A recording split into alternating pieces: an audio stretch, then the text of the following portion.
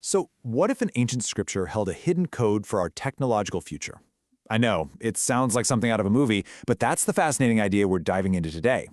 We're looking at a theory that proposes a really systematic link between verses in the Quran, mathematics, and this repeating cycle of human innovation and, well, collapse. It's a huge idea, so let's just jump right in. Okay, it all starts with this one number, 1049.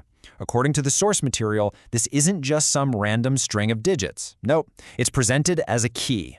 But a key that unlocks what, exactly? And that really is the central question here, isn't it?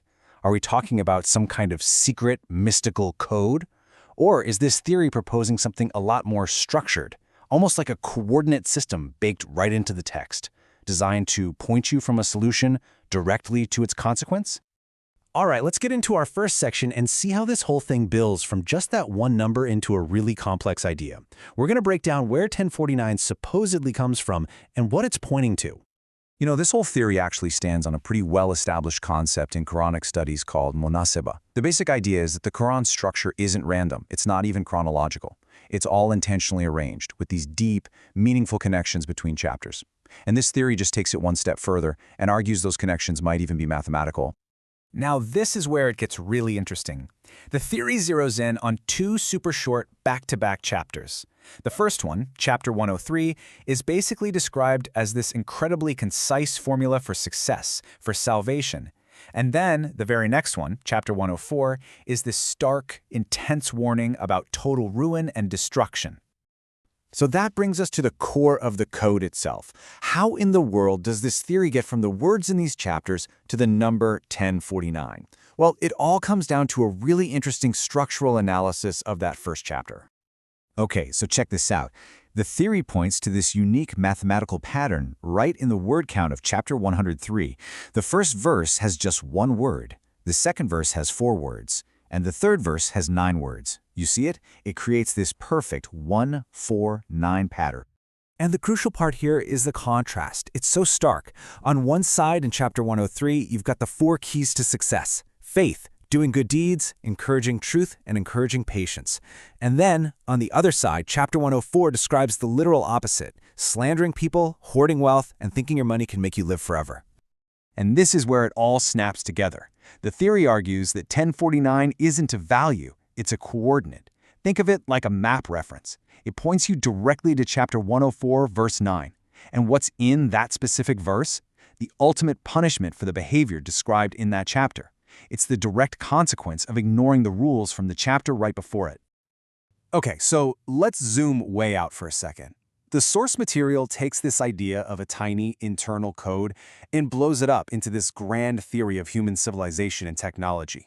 It proposes that this pattern isn't just about one person's salvation, but about a repeating historical cycle for all of us. And here's the cycle it presents in 3 phases. It starts with a creation phase where humanity is given foundational knowledge. Then comes the development phase where we build on that knowledge with things like writing and math. But, and this is a big but, this can lead to a reset phase where our technology gets misused, disconnected from its moral foundation, and civilization basically collapses, just to start all over again. So if this is all one big unified system, from a little code in the text to this massive civilizational cycle, you have to ask, did the author leave a signature? Well, the theory proposes that there is one, and it's mathematical, hidden in the very building blocks of the Quran's language itself. The whole argument really starts with 2 fundamental things. First, you've got the 28 letters of the Arabic alphabet. You know, the toolkit for the language. And second, you've got the 9 base numerals of the Arabic system, the foundation for all its math. So what happens when you think about these 2 foundational toolkits together? The theory suggests there's a pretty unique mathematical relationship between them. The number this theory lands on is 289. Now hold on, I know what you're thinking. 28 plus 9 is 37, right? Of course. And the source is really clear that this isn't simple addition. It proposes a symbolic operation, a kind of conceptual fusion that combines the entire set of linguistic tools with the entire set of mathematical tools to get this result. And the whole reason this number, 289, is so important to the theory is because of its special mathematical property. It's a perfect square. It's 17 times 17. The source actually calls this Theorem 289 and presents this beautiful symmetry not as some random coincidence, but as proof of a deliberate, non-random design, like a mathematical signature. So what's the point? What's the modern takeaway from this really intricate theory of codes and cycles? I mean, how does a supposed ancient blueprint even apply to our world today? This is where it gets incredibly relevant. The theory argues that we are deep in a global development phase right now, creating these amazingly powerful technologies like AI, biotech, you name it. And without a strong ethical framework to guide them, this model predicts that we are at a really high risk of tipping over into another reset. And this isn't just some vague warning either. The source actually proposes that specific ethical principles from the Quran could be that guiding framework. So for artificial intelligence, you'd apply the principle of justice and equity. For biotechnology, the core principle is the preservation of life. And for environmental tech, it's the idea that humanity's role is to be a steward of the earth.